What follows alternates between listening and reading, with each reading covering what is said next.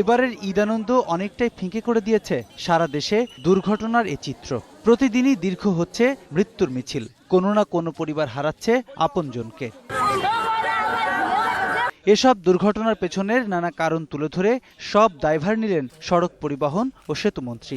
এবার প্রধান কারণ বেপরোয়া গাড়ি চালক। প্রভাবশালী ব্যক্তিদের, অসাধারণ ব্যক্তিদের আইন মানানো খুবই কঠিন। মোটরসাইকেলগুলো দেখবেন হেলমেট নেই, 3 জন তারা, এবং দলে দলে যাচ্ছে।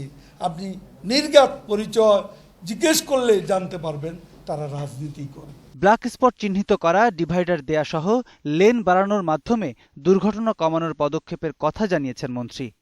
বিশেষজ্ঞের মতে গাড়ির অতিরিক্ত গতি কমানোর পাশাপাশি চালকদের সঠিক প্রশিক্ষণ জনশক্তি রপ্তানিতে সহায়ক ভূমিকা পালন করবে। গাড়ির সংখ্যা বাড়লেই চলবে না, আমার প্রশিক্ষিত ড্রাইভারের সংখ্যা বাড়াতে হবে। আমরা এমপ্লয়েড করতে পারবো, আবার বিদেশেও রপ্তানি করতে পারবো। এটি ছাড়া এই দুর্ঘটনার এই যে মৃত্যুর মিছিল, এর হাত থেকে বাঁচা যাবে না। এছাড়া ত্রুটিযুক্ত গাড়ি, অদক্ষ চালক ও মালিকের উদাসীনতা মহাসড়কে দুর্ঘটনার কারণ বলে মনে করছেন সংশ্লিষ্টরা। একজন মালিক অবশ্যই তাকে তার রেসপন্সিবিলিটি থেকে চিন্তা করা উচিত, ড্রাইভারের হাতে যখন যে ছেড়ে দেয় ওই ড্রাইভার দক্ষ কিনা, তার লাইসেন্সটা আপ টু ডেট নবায়ন করা আছে কিনা। তবে ত্রুটিযুক্ত গাড়ির বিরুদ্ধে কঠোর নজরদারি রয়েছে বলেও জানালো বিআরটিএ। আমাদের কর্মকাণ্ড সেই লক্ষ্যেই পরিচালিত হচ্ছে।